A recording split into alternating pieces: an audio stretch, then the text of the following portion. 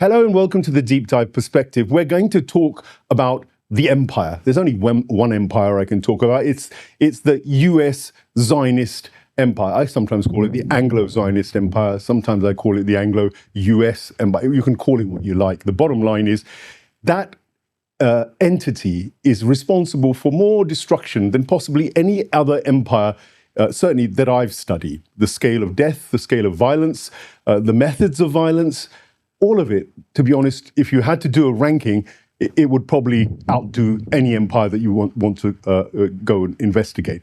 With me in the studio, well, online, via our Zoom links, I have two eminent analysts, people who are working in the field and are all too well aware of the impact of this empire. Laith Marouf from Beirut, of course, he has his own podcast, which you must visit, Free Palestine TV. Welcome to the show, Laith. Thank you so much for having me.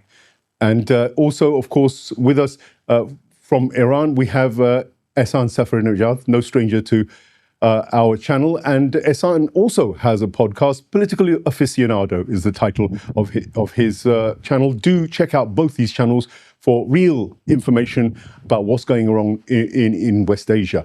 As far as today's topic goes, is the empire crumbling? Is the US on the run? Has Iran essentially broken the US empire? This is the issue. Ehsan, it really requires, first of all, a post-memorandum of understanding of Islamabad review, because of course it's run out now. And what we're seeing out there, I'm going to let you describe the kind of aftermath of the fading away of this so-called MOU. And there's a real strident air about the Iranian establishment now. There's a really proactive and almost an offensive language that is coming into play. Iran was well known for its strategic patience and its kind of very measured, responsive actions before. Tell me what you think is going on now and where are we heading? Look, there are certain things that are being discussed online. I reserve the right to, judge, Iranian establishment based on the actions that it has already taken, rather than what it has promised to do in the future. So far, if you look at the war, it seems that Iran is in a very good position. What I've learned is that premature celebration is not really something wise to do. But so far, everything seems to be working in Iran's favor. Obviously, I have my own criticism of Iran and the decision makers, particularly when it comes to, for example, Lebanon. Right. But so far, again, as I mentioned, things seem to be positive. Iran demonstrated that, how resilience and reliance on your own industrial base can actually help you to greatly push back against, even the most powerful military in the world, which is precisely what Iran has done. Tonight, the Iranian people gathered in the street for 170 consecutive nights in the country. So this is the resilience of people, their willingness to put up a fight against United States. One of the things that United States does, and people oftentimes just brush it off and they just attribute all the credit to US military, is that they try to sow division within a country, right? This is something that is oftentimes glossed over. But, they couldn't do this inside Iran. And this is one of the, very important reasons that they failed inside Iran. So that's a portion of it. The other one is that Iran was preparing for this war for 3 decades, for more than 3 decades, actually. And apart from the strategy, Iran took actions in order to build its military-industrial base. People were talking about the fact that the F-15 fighter jet was downed in Iranian airspace using weapon systems that were purchased from other countries. Well, very recently there was this IRGC officer on the Iranian national TV actually debunked that rumor and said that no, we haven't even used like single screw in our weapon systems, in our air defense network from other countries. So these two pillars have enabled Iran in order to push back against the United States. Now, we've talked on this show about how, because there is a limit to what your strategic your strategic tools and your strategies basically can do when faced with the strongest military in the world. And that's how Iran needs to wage a war of attrition against the United States, which was sort of visible when we heard the news about the situation of living inside or on the USS Abraham Lincoln, right?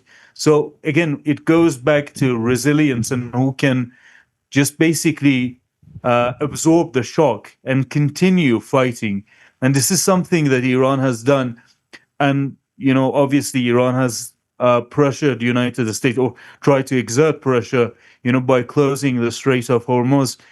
And as time goes on, because of the depletion of the strategic petroleum reserves of United States and different countries, NATO countries, the situation sort of, moves into the direction that is more in favor of the Iranian establishment. But we can talk about those things later on. Yeah, some fascinating starter points. Laith, feel free to take up anything Ehsan has said that might have occurred to you. But your overview of whether Iran has now actually broken the back of the U.S. empire in terms of its kind of outer dominance, that bluff and bluster they had of having the greatest military power on earth. Do you think that's all pretty much lying at the bottom of the Hormuz at the moment? Definitely, we are living a historic moment, not only in terms of global scale, but even for a regional, talking about Muslim peoples, standards and standing on the global scale because of the successes of Iran. But if we step for a second here and look at it in terms of actual military realities. On the one hand, we have lived right now for the last millennia, 1,000 years, since the beginning of the Crusades, a genocidal expansionist millennia epoch from Europe, starting from the Crusades in the Eastern Mediterranean, then followed by the Crusades into Iberia and Russia, into then Crusades into Slavic lands, then Crusades into the Americas, and eventually, as we see, the Crusade that happened on our land. Again, as the ending chapter of that millennia. So we're seeing the end of that. The expansionist genocidal, colonialist millennia of Europeans is ending. On the other scale, as we look at how part of this expansionist millennia was based on the power of naval projection of power. And what we see is with right now the defeat of the American Navy and the inability to project power into Iran through naval force, an end of a 600 years era that started with 1492 and the expansion into the Americas of the European colonialist powers. Also, we saw an end to 100 years of projection of power through, fighter air force, with Iran bringing in the drones and the hypersonic missiles and so forth, the United States and colonial powers are unable to project power through their regular air force. So that's an end of 100 years of domination through air power. So these are undeniable things. And there's no one that understands military that will disagree with this assessment. Now, why was Iran able to do this in comparison to other foes of the United States? It's one of those things is, of course, the size of Iran, population-wise, 90 somewhat million, almost 100 million. Geography-wise, the resources that it had, the ability to build, as Ehsan said, its industrial base to be completely sovereign and indigenous. And that other foes that could have, that we all love and stand for, like let's say Syria, is a third of that in terms of population, if not less. And, Syria, if it wasn't chopped up, if it was natural Syria that included Iraq, that includes Lebanon, Palestine, Jordan, and what is now South Turkey, could have, for instance, as a civilizational base, been able to compete. And of course, the geographic location. Geography is the driver of history, not the other way around. And this is why their geography of Iran means that there is an Iranian civilization for centuries because of this geography. Here's the mountains, here's the desert, here's the sea. That's a bowl of civilization that can stay homogeneous in terms of contentious, not homogeneous. So I think Iran has succeeded. The United States is stuck in a dilemma where since the collapse of the Soviet Union, it had restructured its military to deal with smaller foes and or fighting militias. And now it is actually fighting a civilization with its own new strategic, tactical outlook on defense technologies that have changed the whole landscape of military tactics and military force. Well, the argument goes that Benjamin Netanyahu, he was the one who actually goaded a rather dumb Donald Trump. That's the general narrative that was played, that Trump was lured into this on the evidence given by largely Mossad and, of course, persuading Pentagon and others and the IPAC fraternity. And, of course, that's persisted. And, Ehsan, I'm just curious about whether Mossad genuinely underestimated the Islamic Republic of Iran's infrastructure building, its military power. Of course, they had on the ground forces, insurgency forces, which were unleashed and failed. And then from there, we're seeing now many of the Mossad heads of that operation, that initial operation to try and overturn Iran, they're all getting fired now. So does it seem like there was a genuine underestimation of the infrastructure of Iran? They thought they could wipe out the leadership at the top. They thought they could do that with the Lebanese resistance as well. Of course, they on both counts did a pretty good job of wiping out quite a lot of the leadership or those organizations. But they seem to have underestimated what's now seems to be emerging as the mosaic structure of the resistance. Tell us a little bit about the infrastructure of Iran and how they managed to resist Mossad and Israeli intelligence and the CIA and to pull this off. If I may, I'd like to first address something that you said at the beginning of your question. You talked about how Donald Trump sort of thought to be deceived by Netanyahu, and like this is something that has happened I'm sorry for digressing, but I think that this is a very important point to address. For sure. Look, I think it was last week that, actually a few days ago, that we heard that from Marjorie Taylor Greene, the U.S. Congresswoman, that now U.S. is pondering and mulling the idea of carrying out nuclear strikes against Iran. Yes. Right.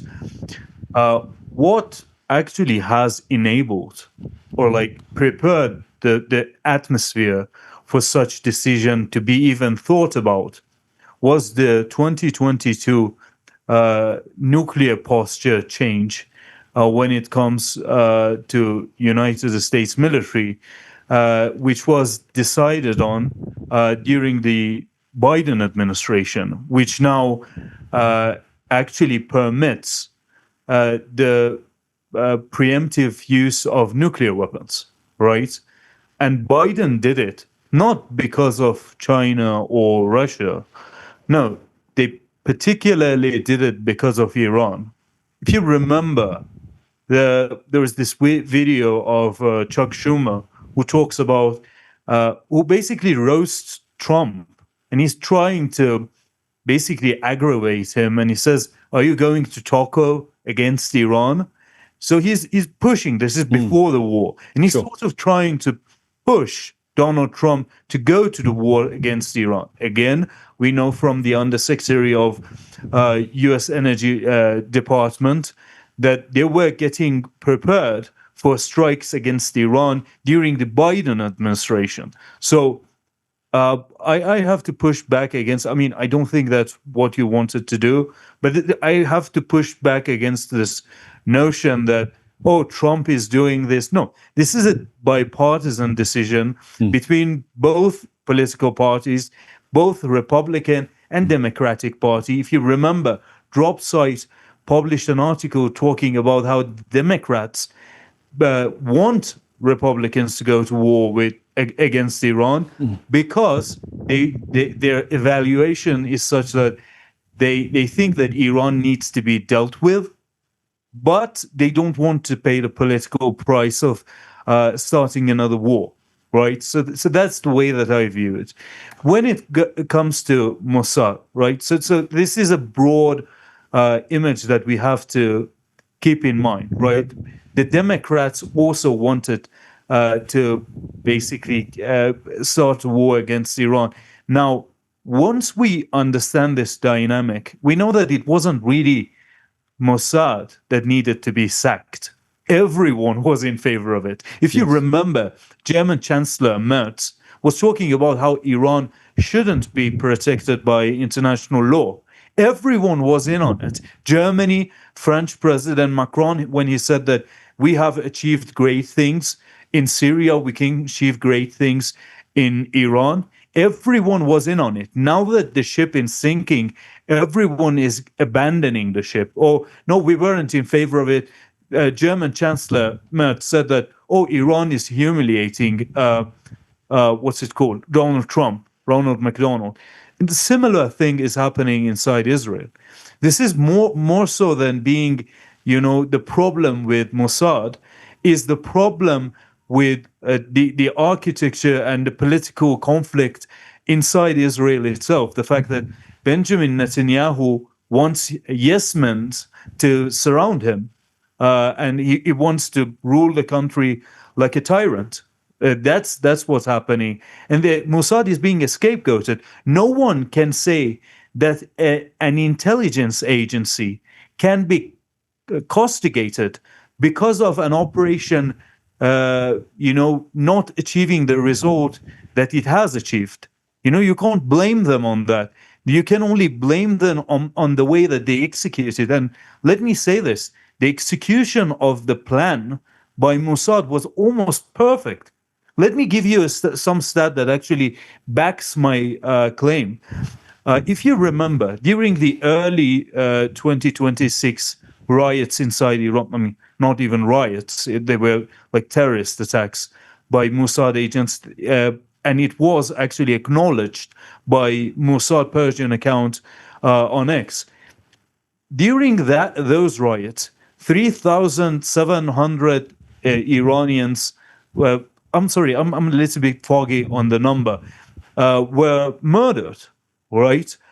A similar number was also achieved. So an outright military conflict, a direct military conflict between Iran and the most powerful military in the world, the United States, and the Israel, with the help of the Israeli Air Force, resulted in almost the same number of people being murdered as an outright war, right? So Mossad actually did its job very well. The problem is that the decision makers, they want a war against Iran, and this is, I mean, it's both a problem and something that actually I admire the Israeli. I mean, setting aside the morality of everything, I do actually admire the willpower of the decision makers because they understand that Iran needs to be dealt with. I mean, they have a sense of self-preservation, right? I wish that the same mentality was present in the Middle East, in West Asia, that they would understand that Israel needs to be dealt with, right? But I think that deep down, the Israeli war criminal Benjamin Netanyahu knew that it's not going to achieve, an outright regime change or the toppling of the Iranian government. I see. But they are not going to basically give up that easily. They're going to continue until they succeed in overthrowing the Iranian government. So, Laith, Ehsan is very cautious and very circumspect about jumping the gun too early and claiming victory. It is a fact that in Syria, the Anglo-Zionist axis spent 14 years plus in eroding the infrastructure of Syria, and eventually, even when Syria seemed to have won, they snatched the victory, right from under their noses, essentially by pushing in Arab money men, presumably the MI6, combined with this Al-Julani and his forces utilizing Erdogan and the Turks, and they literally turned the whole thing round in Syria. But Syria isn't Iran, is it? So what's your take? Are you circumspect about this being too premature, the idea of the Americans losing now and it becoming a kind of a sea change for the region, or are you more optimistic? Well, I want to start by saying I think maybe the wording that you used and the wording that Ehsan used makes it look like that there's conflicting ideas in your mind. I think it's very clear that it's not about the Mossad, it's about the Zionists, the Jewish supremacists. I see. The Jewish supremacists know that if they do not succeed in, forcing the Arabic and Muslim peoples to submit to their will and basically denounce our own religion, our own history, that we will continue to resist.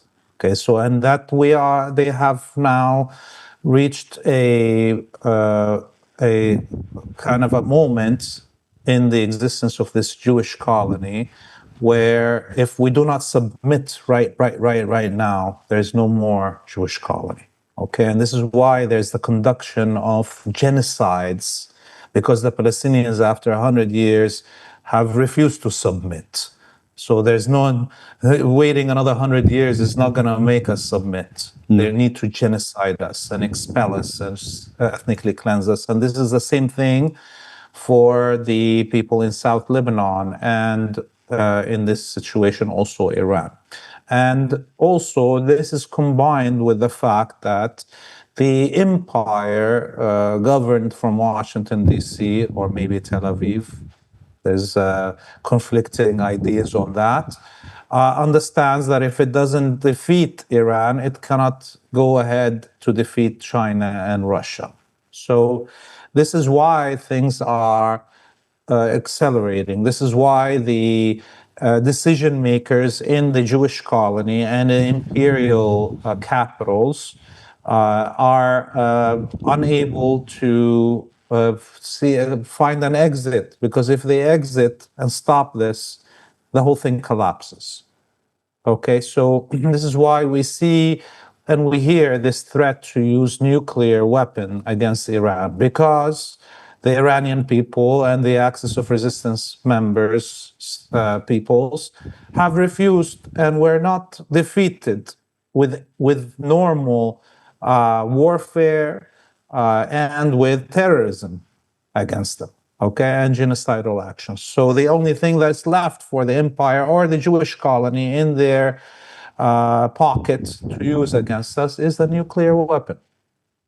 Having said that, I do not think that the United States will use a nuclear weapon. Why? Not because they care about the lives of Iranian peoples or Arabic peoples or Muslim peoples, because this opens the door for the other nuclear-powered, nations like China and Russia to also use nuclear weapons against their enemies. And for sure, Belarus and Russia will nuke the hell out of Europe and Ukraine, and North Korea will nuke South Korea, and done with it, if this is what the US opens. But there is still a threat that the crazy Jewish colony, which is a minor actor, could use a nuclear weapon, which will not mean China or Russia or Belarus or North Korea would use nuclear weapons. You see, so the threat really of talking about the use of nuclear weapon is not, even though it's being broadcasted as if the US is thinking of this, it is a veiled message to Iran that Israel may use this nuclear weapon, especially when its imperial protectors are unable to protect it anymore, as is happening right now with the US withdrawing forcefully from Western Asia. Okay, so having said that, do I think that the Jewish supremacists are going to just give up and the empire is just going to give up? No, of course not. No. This is a battle to the death. It's either us or them. There's no third choice. And it's going to continue until one of those two things happen. Either the Jewish colony collapses and the United States exits Western Asia and starts, which will lead to it exiting other locations near Western Asia, or the Palestinian people are totally genocided, and Iran is nuked, and the Arabic peoples become the new Red Indians. Okay, that's the only two solutions, and we're going to continue in this battle until one of those two things happen. This is the truth. It is hard to swallow for a lot of people. This war is not going to end anytime soon. It's going to continue in different phases and different shapes. And I hope very much so that there will be no use of nuclear weapon by the Jewish colony. I was hearing, interestingly, on Laith's point about nuclear weapons and the uses of nukes. A senior Iranian spokesperson, I think he may have been from the military side of things, who said that we don't necessarily need a nuclear weapon. You can tip missiles with uranium. I mean, I'm not an expert on the use of uranium as a weapon of war, other than the fact that it's used within formal, nuclear bombs. But he seemed to indicate quite powerfully, actually, that simply looking at the landmass of the Zionist entity, even if they tried to nuke Iran, which has many, many cities, obviously has a vast geographical, footprint, it would be relatively easy for the Islamic Republic of Iran, according to his narrative, to wipe out the Israeli entity very, very quickly. It would only be Haifa and Tel Aviv and, maybe a handful of other places that they would have to hit in the way that they say they now can, because he was intimating that the the scale of these bombs, these weapons they have, it is capable of doing, we're basically getting rid of Israel. So, Ehsan, I'll come to you on that. I know we've discussed weapons before. It's clear that Iran has very intelligently, very smartly buried their own arsenal deep inside mountains. Pickaxe Mountain keeps coming up as the main location, but I'm sure there are far more locations. I've been up into the Rocky Mountains up above Tehran, and just going and looking at that stupendous countryside up there and the nature of the rocks. I just thought, well, how do you knock a country out which has this many mountains and can put all its arsenal essentially there? And that's exactly what the Americans seem to have found.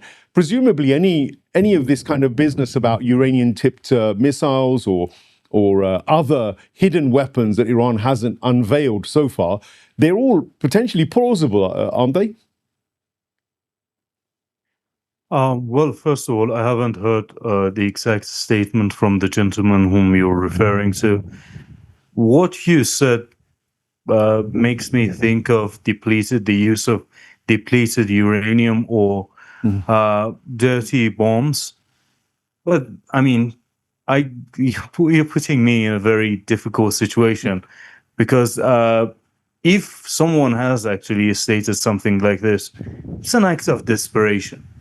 It's an act of desperation. Why would you use depleted uranium or dirty bomb when you can make a nuclear weapon, right? If you're going to go and inflict environmental damage to some place, if you're going to please do it correctly, right? I'm so fed up with some of these theories that are being circulated around, but when we talk about the actual sort of nuclear dynamic between Iran and Israel, right? You're absolutely right in thinking that, well, Iran's geography and its landmass gives it a particular advantage over Israel. That is more certainly true, right? But what you have to understand is that the lunatics in the West, NATO countries, United States or Israel, they're crazy. They are truly crazy. They think that they can win a nuclear war against Russia. What makes you think that they wouldn't think that they can do so against Iran as well? And their idea of winning is that, like, for example, 40,000 Americans would survive, like deep under the ground in the bunkers. In what world is that indicative of a country winning when only 40,000 of your population gets to live? But these people are crazy. That's why when it comes to actually considering the possibility of certain things that don't sound logical to normal people, to sane people, you run into this problem in your analysis that you're trying to analyze the behavior of actors that are not necessarily rational, right? Mm-hmm. So that would be a flaw in your analysis. Sure. When it comes to Iran actually making nuclear weapons, I think I've addressed this point on your show, and I can actually go into like extremely excruciating details as to why Iran can build a nuclear bomb. And the facilities that you referred to actually enable Iran to, I mean, this wouldn't be easy. Let me make myself very clear, right? It requires a very secretive, very comprehensive, very thought through, very careful program for Iran to actually start this program. But if everything goes correctly, Iran can basically go through the nuclear breakout window, right? The only thing I've seen certain people bring up that, Israel has certain amount of nukes, United States a certain amount of nukes, and it far supersedes the number that Iran will be able to generate and make during this time frame, they don't understand that it's not about the number.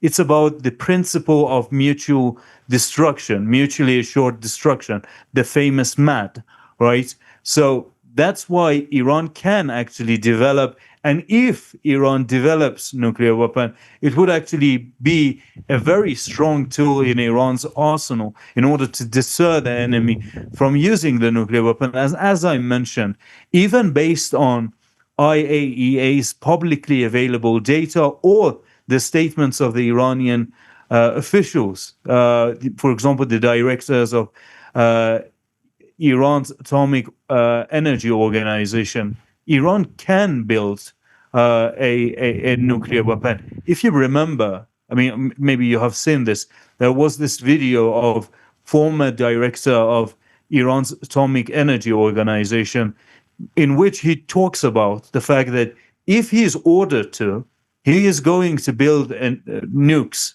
And if you remember, that person was actually assassinated by Israel. Yeah, Mohsen Fakhruddin, was it? Both, yeah. Feridun Abbas Dawani. Fakhruddin, yeah, that's, So sorry, yeah. both, if you listen to the politicians, the experts, this is something that is possible. And if you look at the behavior of Israel, this is something that they are afraid of. But again, that breakthrough window, the breakout window is something that is more tricky than certain people think, because the initial thought is that, okay, Iran should build nuclear weapon, and it's more complicated than that.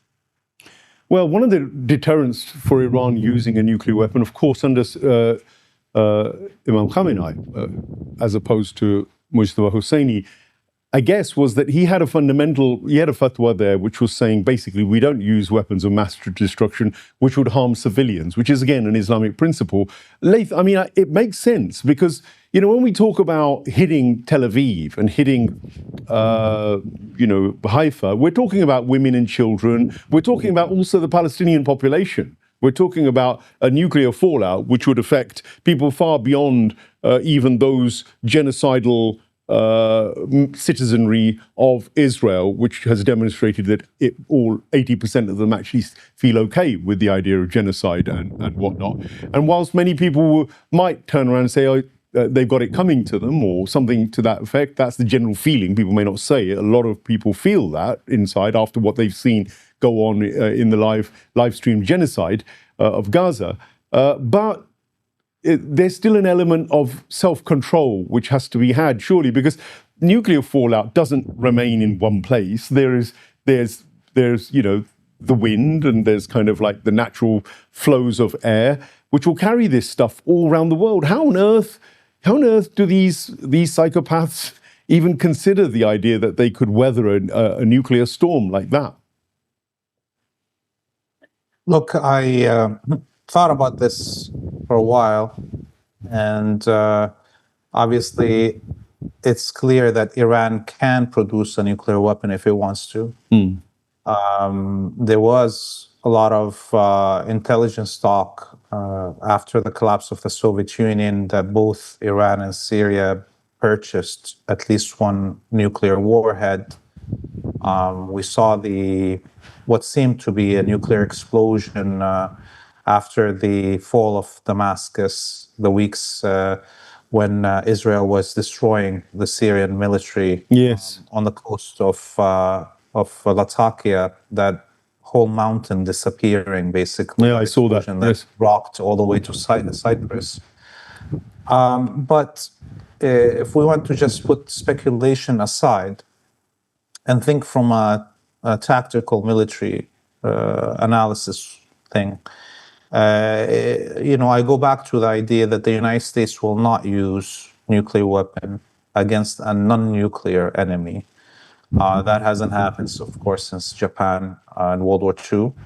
So we go to see how the threat of use of nuclear weapon has happened since World War II, and it was at the time in the 1973 war when the Syrian army military liberated the Golan Heights and were crossing the Sea of Galilee or Lake Tabariya, that the United States called the Soviet Union and threatened to use nuclear weapon to stop the collapse of the colony, which would have collapsed in 1973.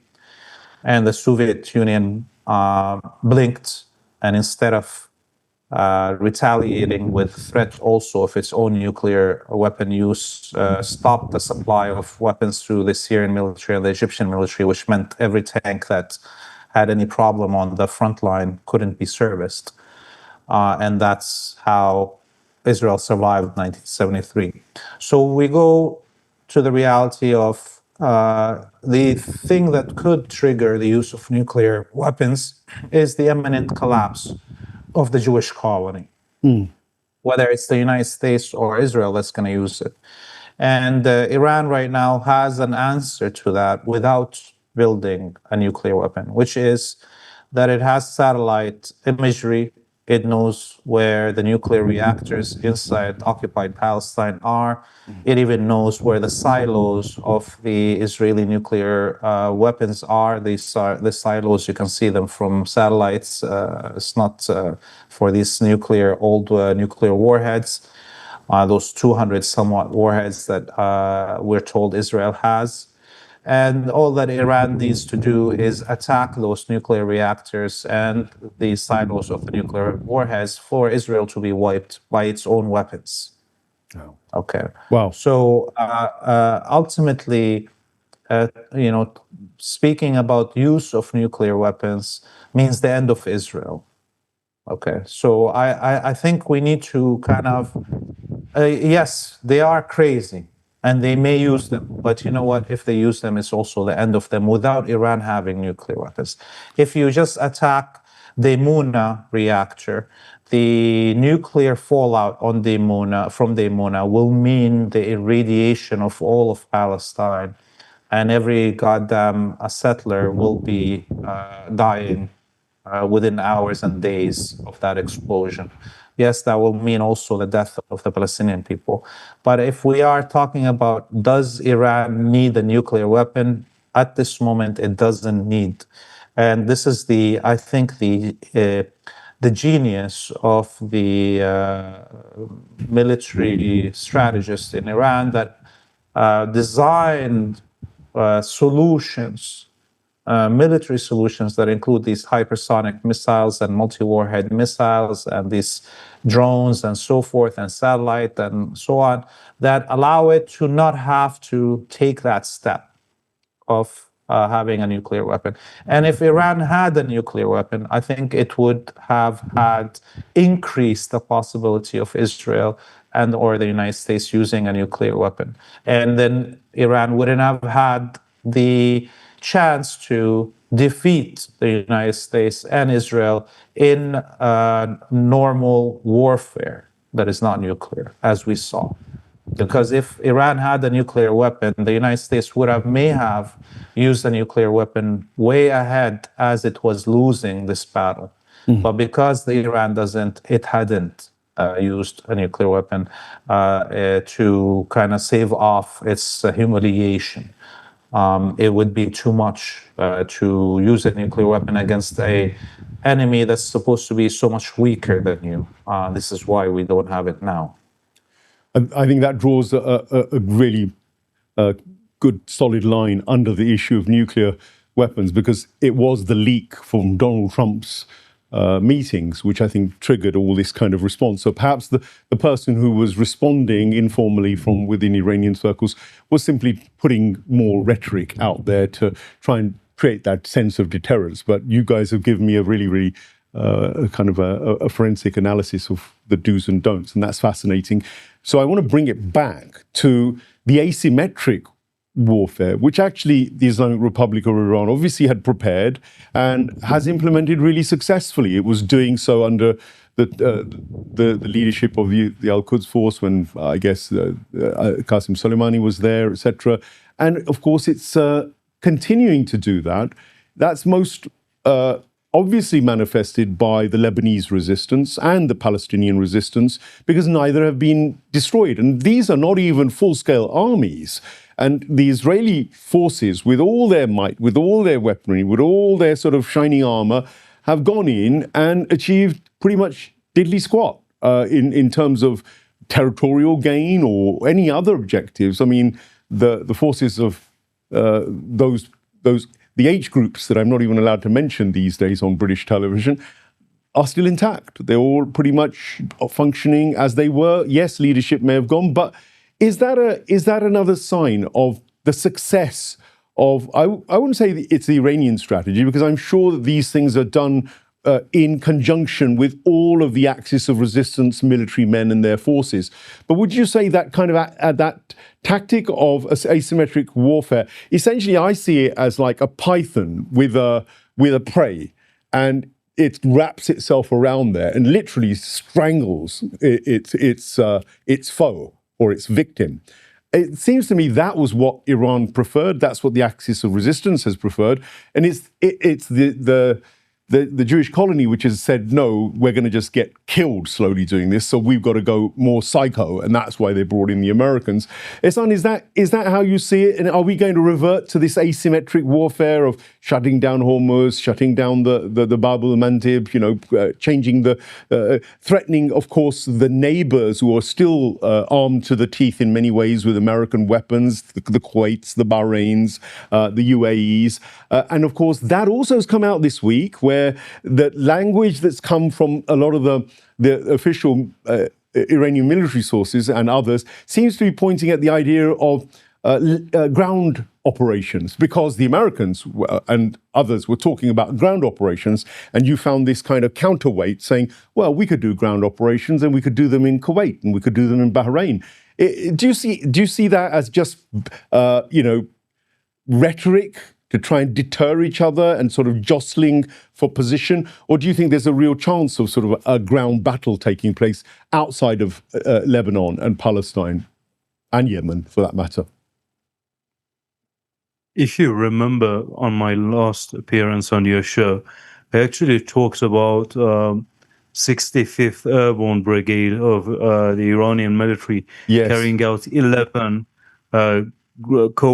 not covert, but ground operations, small-scale ground operations in Kurdistani region of Iraq, and actually succeeding in eliminating 8 terrorist commandos.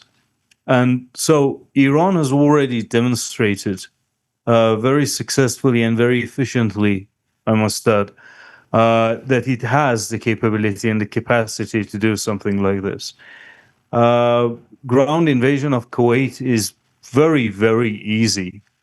Bahrain is also another pressure point that Iran can actually squeeze very effectively. So these things aren't just rhetorics that are being spun by the Iranian military officers, the Iranian generals, because we already have seen them do similar things, albeit on a smaller scale. But going back to the asymmetrical warfare, the asymmetric nature of war is more complicated, and the line is sort of blaring down, in the military, right? So when you talk about certain use of, for example, drones in conjunction with shoot and scoot tactic, well, obviously you're using conventional means, but you sort of use the guerrilla tactic of shoot and scoot and sort of hiding and doing all those things in order to lower the number of casualties and the martyrs, right? So that kind of sort of is, what's it called? The asymmetrical warfare is something that is embedded in the Iranian military doctrine, because, I mean, quite frankly, we can't really fight United States head on. Like when you I've talked about this on different shows, you have to be educated about military affairs. So in order to understand how powerful the US military is. And what I try to do is to compare France and Britain and United States when it comes to the aircraft carriers. If you know the specifics of those things, you will get a grasp of the power and the might that United States has, and which brings us to this point. Iran obviously doesn't have any means in order to target, U.S. interests in the mainland, in U.S. mainland. But what it has done very effectively, again, was to launch cyber attacks on the American infrastructure, right? So there are different tools that Iran uses, and the axis of resistance as well, in order to basically pressure United States and Israel. Obviously, geography is very important. Suez Canal, Persian Gulf. We've talked about how there is a logic behind the actions that are taken. I'm a very big critic of the decisions taken inside Iran, inside the axis of resistance in general. But had Yemen's Ansarullah closed Bab al-Mandab, like for example, 3 or 4 months ago, during the war, things would have been different, right? So I'm not like, I guess what I'm trying to do is that some people's notion of commanding military is that famous scene in Leon the Professional, that the bad guy, the police, the corrupt cop, the dirty cop, he says, Yes. bring everyone. And his henchman says, what do you mean everyone? He says, everyone. This is not how military works. No. There is a military calculus with regard to how many missiles you can shoot while being, careful about your stockpile, your logistics line, the spare parts that you have. There's a very delicate process to all of that, right? And Iran and the axis of resistance are basically abiding by those things. But what I'm fearful is that we saw that the axis of resistance has had its shortcomings. For example, Syria was a prime example of what took place, which was wrong.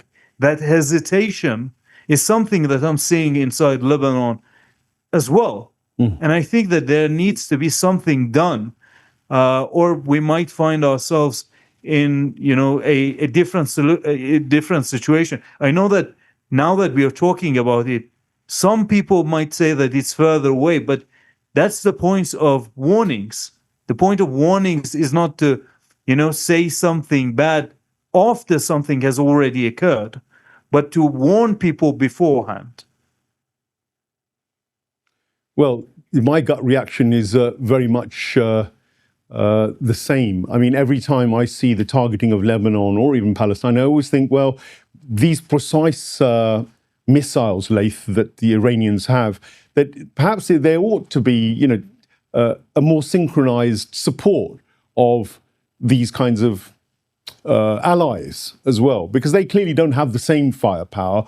But my gut reaction is always, well, perhaps Lebanon should be supported a lot more. I mean, indirectly in terms of actually these missiles reaching the Israeli military. Of course, this Israeli military is sitting around in South Lebanon. Presumably they're targets. They can be targets. They can be pinpointed wherever their armored vehicles are. And then if you started firing some of these hypersonic missiles to actually target these infantry units, that would be a massive support for the Lebanese resistance. We get the argument pushed back that actually the Lebanese resistance doesn't need their support, that they're quite capable of dealing with it themselves. But of course, the justice angle of anybody watching this war wants to see the IDF decimated and not to even gain any ground, not to be able to kill anybody anymore. So we all really want the greatest power that can actually deal with them to actually deal with it. But we tend to get this kind of this caution, and Ehsan's kind of, I think, slightly, he sort of intimated that. How do you feel about that? You're there in Lebanon. Do you feel that Iran should do more in terms of supporting that front? Look, being Palestinian, being Syrian, and living in Lebanon over the last almost 3 years of genocide, I have kind of, swung back and forth emotionally. It is hard to watch genocide happening and or a whole country falling to butchers, as Syria did, and not want to have everybody throw everything that they have all at once and end it. But then, again, you take a breath and you think about it a little bit more, and you remember that just a minute ago we were talking about nuclear weapons and the threat of use of nuclear weapons against our people, and millions of our people suffering the same fate as our brothers and sisters in Gaza.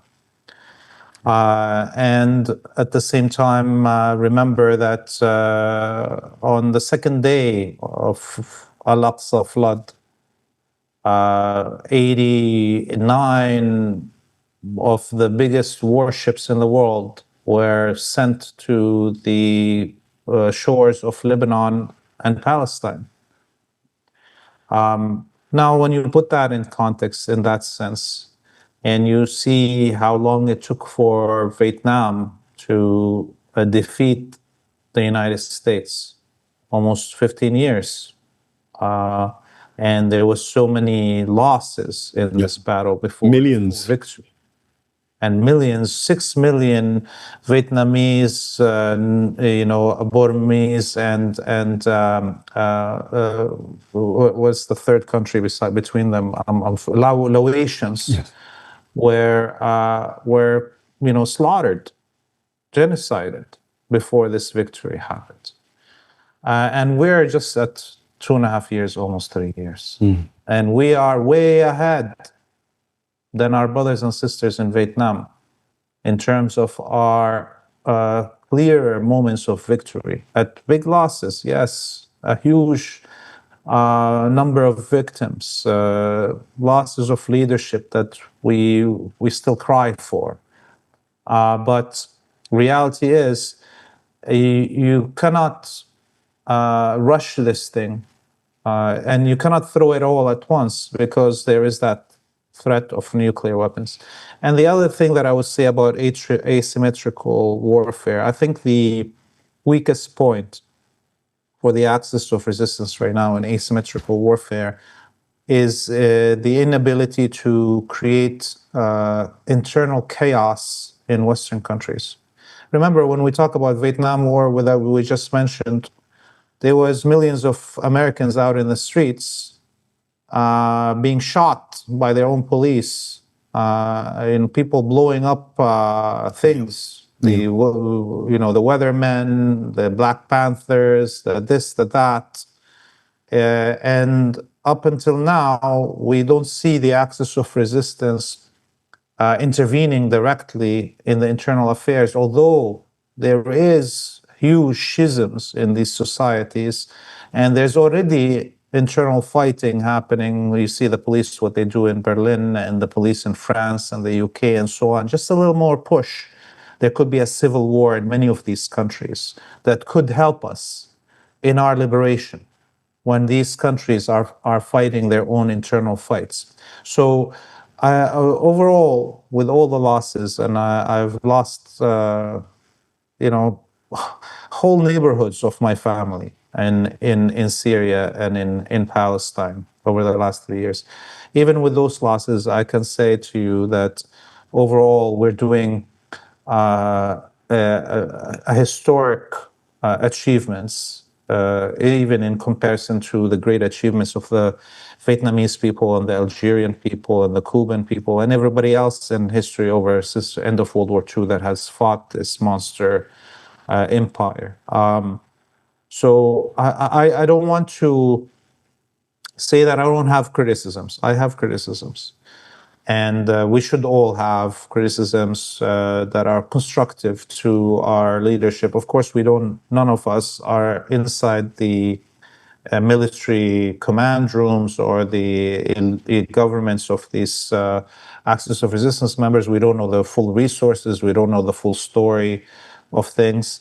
But as as an outsider that lives also this reality and is a student of history and military tactics, I can say that we, as a collective axis of resistance, have achieved things that nobody has dreamt of yet. Before October 7th, we all almost thought that Palestine is gone. And now we're talking about the end of the empire and the end of Western European domination of humanity, let alone the end of the Jewish colony. This is glorious days that we are living. Well, I always loved Laith's realism. Some would say optimism. I call it realism. Because on the ground, Ehsan, these are my last two questions before we end the show. Of course, the immediate neighborhood of the Islamic Republic of Iran largely acts as a buffer for the Israeli entity to protect it. It's taken the hit and actually not been defended very well by the American missile systems. And yet Iran's been quite merciful. They haven't really hit the infrastructure of those nations too much. They've targeted largely the wiping out of American bases, at least 20 that have been pretty badly damaged, if not put out of action. So there has been a real damage. And I know that, the number of MQ-9 Reapers, I know the number of F-15s on the F-35s that have been hit on the ground, helicopters, military bases. Those bases have been hit badly. And we know for a fact that hundreds of American soldiers have certainly been injured, and they're not really admitting to the hundreds that have been killed as well. So there's some real damage that Iran has inflicted, as well as the Lebanese and Palestinian resistance. Add it all up, and the statistics are pretty damning of the American lies. Of course, Trump says nothing's happened. That he's completely, of course, lies on every level. But what I want to get to is the situation now in terms of these neighbors, because destroying the US empire in the region essentially means that their puppets must go, because it's the puppets of each one of these kind of monarchical Gulf Arab regimes, as well as the dictators, whether it's Sisi or you want to talk about, King Hussein Jordan, or whether you go over to Erdogan. All of them are kind of despots in their own kind of way, but none of them look like they're falling. So surely for the US empire to fall, its puppets must go first. Do you think that's a target that Iran finds realistic? Because they tend to go back into dialogue and trying to sort of like create little rapprochements, and then there's a little bit of bombing goes on. It's this kind of no war scenario.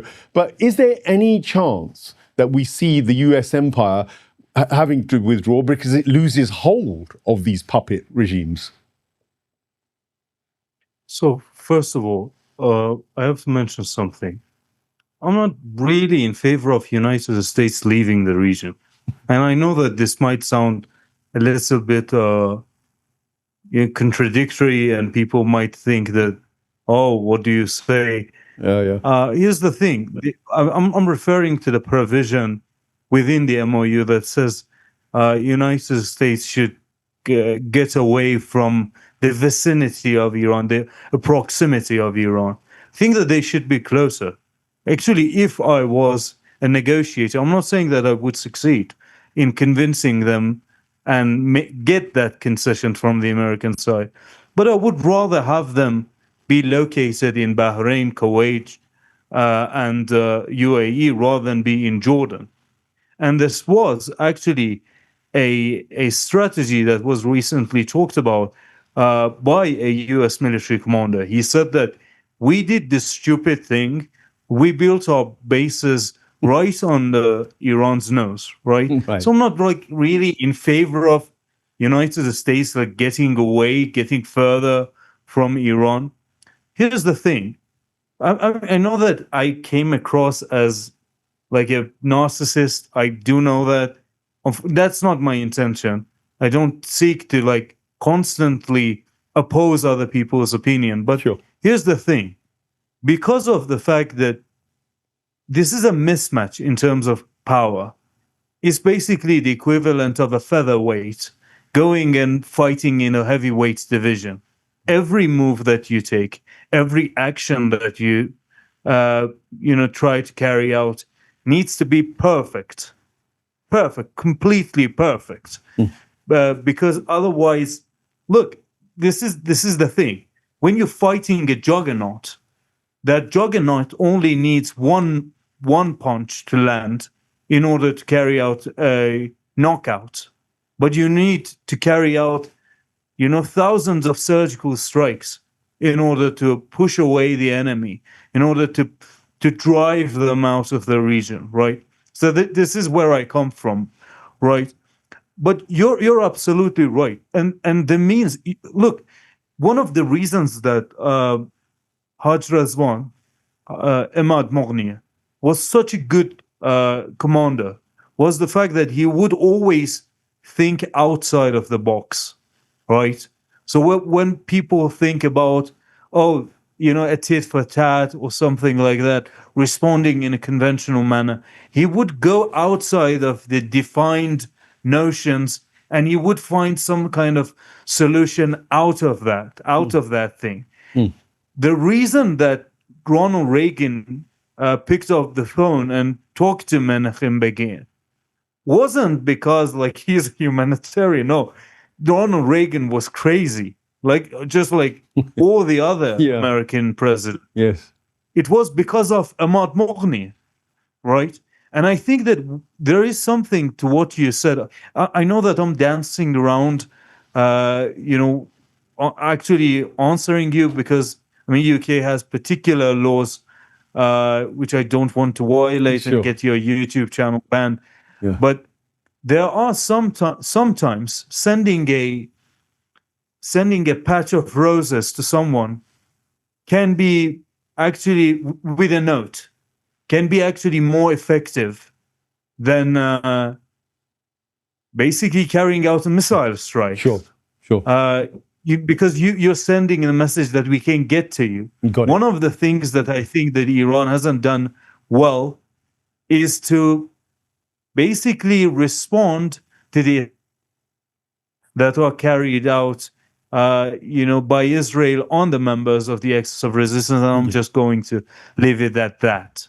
Yeah, point taken. And and on the street, the Iranian public are demanding revenge. There is really, all I'm picking up from a lot of the sources that I've got, yourself as well, is that people have it they don't just want justice or such things. They don't want just, they actually want hard revenge. Well, and as you say, let's leave it there. But Laith, final word goes to you, really. These regimes, you're very much of the opinion that the US empire is collapsing.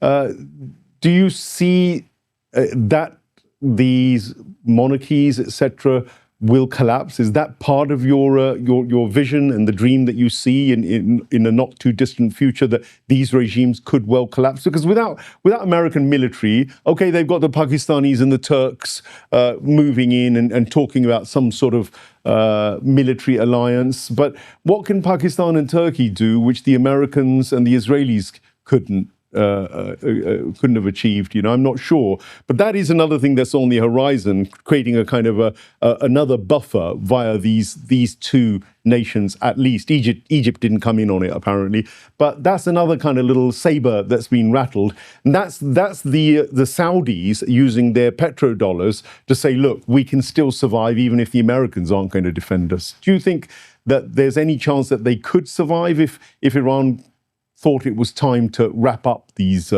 nations?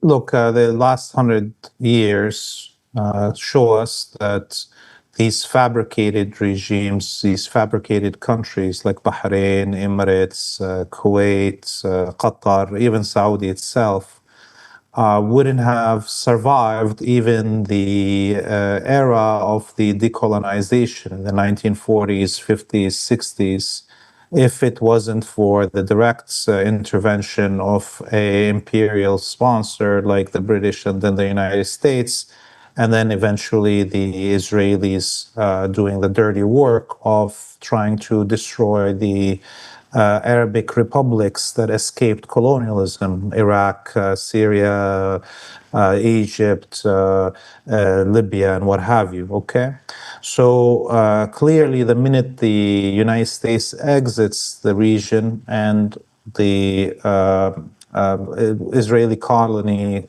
shrinks and collapses, these regimes will cease to exist. There is no such thing as a Saudi person. There's a Saudi royal family, and the Arabian peoples that have the unfortunate, situation of having to be called by the name of their rulers. That's like calling the English people, calling them what's the ruling family in the UK? The Windsors, I suppose. Windsorians, calling the English people Windsorians, or Yes. what is an Emirati principality? There's no such a thing as a people like that. Or so these are identities and states that are as illegitimate and unnatural as the Jewish colony and Israel. Okay, so these things will go away, and nature and history and geography tells us there was never such a thing as a state called Bahrain or Kuwait or Saudi before the direct imperial and colonial interventions. Now, will Iran take the bold decision to fill the gap as the United States withdraws? Or will it, do a direct occupation and liberation of Bahrain and Kuwait and Emirates? Or will it help some Arabic movement to liberate these countries and join them into a natural geographic and civilizational, conglomeration? Those are questions that I don't have answers for. But looking at the last, decade or so of Iranian and axis of resistance actions in the region, I feel that they will be very hesitant into taking these decisions. But Iran may support a liberationist movement. Let's say Iraqi resistance deciding to go into Kuwait and ending the existence of this puny city-state, or the Bahraini people liberating themselves and expelling this illegitimate quote unquote royal family. They may do these things, and I wish they do them, of course, and I wish that not only the Arabic peoples are unified so they can have a dignified life, but that they can have, unification with our Persian and Turkic brothers. Remember, even us as Arabic, even me, if you want to call me an Arabic nationalist or whatever you want to call it, Arabic people were never unified except under Islam, and for most of our Muslim civilization history, we were ruled by other peoples, and we had no problem with that because we're not supposed to be about race. Okay, we're supposed to be about dignity and justice for all.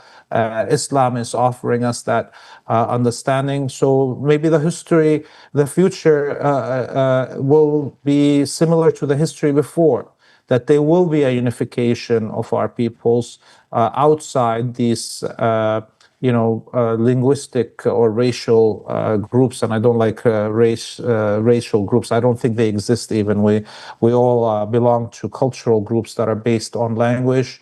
And the minute my brothers and sisters in Iran speak Arabic, I consider them Arabic people. And that's why we consider Ibn Khaldun and Ibn Sina as Arabic peoples, although they are of Persian origin, but they speak Arabic and write Arabic, therefore they are Arabic, and anyone who says they're not Arabic doesn't understand what it means to be an Arab. Okay, we're not a race, we're just culture, and hopefully there is unification between us. That's a beautiful dream and a lovely way of putting it as well. We can start the whole claiming of Rumi. Rumi's the central one. Everybody claims Rumi. So we'll not get into that little fun debate. But I think it's a beautiful dream. I'm with you all the way on that, Laith. And I think that you're absolutely right. The temperament of the Islamic Republic of Iran, which since Ayatollah Khomeini and the revolution talked about exporting the revolution. Exporting the revolution didn't think meant Iranian imperialism. I think it meant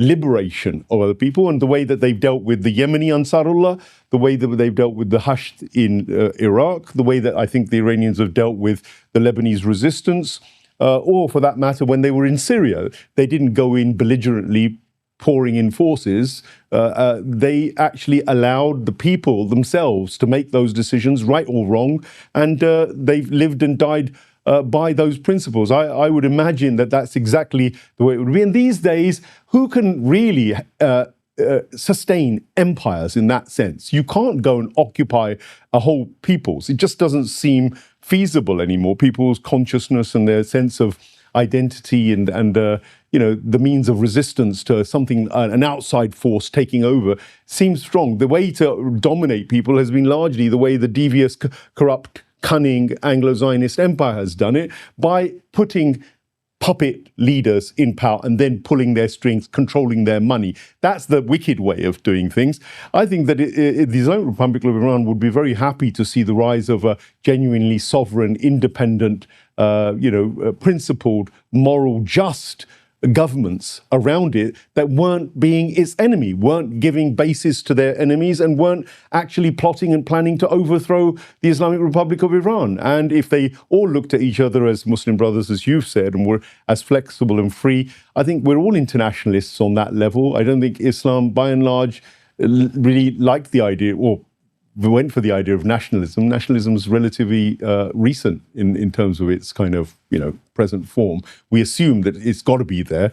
Why does it have to be there? I've always had that dream from Pakistan, where there are majority Muslims, through to Morocco. There's a swathe of land which has a common culture and a common religion. It has a common set of moral values and an outlook. There's no reason why there should be formal borders in the sense of economic trade being done, in the sense of sharing technology, sharing ideas, and moving forward. That's the kind of dream that I think that the core of the Islamic revolutionaries in Iran wanted, the likes of Ayatollah Mutahari and Sayyid Khomeini, Ayatollah Beheshti, all of them. I think the ideology, you see it at the core. And I don't think it's gone away. I think there are people there within the core of the establishment that still want that. And one hopes and dreams that the people in the Arab world and across the rest of the Muslim world could also see this. And the Pakistanis and Turks have still time to stop playing the game of trying to have feet in every boat. They should probably use the nuclear weapons they have in Pakistan and their technological brilliance, and the Turks should use their military power. And if they were all to come together, absolutely nobody could touch the Muslim people in the world in the way that they have been touched, in the way that they've been abused, and in the way that Gaza particularly has been abused. This is a complete taint on the honor and the dignity of all Muslims and all humanity. And the fact that these Muslim nations have not been able to do anything about it in a real full-on way is something to regret. But the fact the axis of resistance has given blood and has given martyrs is a huge source of pride for not only Muslim but non-Muslims who are actually aware and awake. So thank you, gentlemen. Thank you, Laith Marouf, for that that brilliant analysis as ever, and inimitable Ehsan Safarnejad. I'm honoured to have both of you. I was actually quite excited to get both of you on the same show, so you've not disappointed, and I'm sure our audience has learnt so much and some real forensic analysis of certainly the military sides of things. We've heard a lot about the Hormuz and the economics. I wanted to do something a little bit more direct, and you guys have given me lots of ammunition there, and I'm sure the audience has enjoyed it too. Thank you so much. Be safe, gentlemen. You're in war zones, and every moment our prayers are with you. Anytime I know that you could be targeted, you carry that threat all the time, and I salute you for your bravery, guys. And until the next show, we look forward to seeing you, the audience, and my guests as well. Do, by the way, go to Free Palestine TV for real information about that region. And Ehsan has got a fantastic little channel as well, Political Aficionado. Do go and check him out on his X account, both of the guys on X as well. Do support them, follow them, thank them, and financially also back up these guys for the work that they're doing. See you soon. Take care.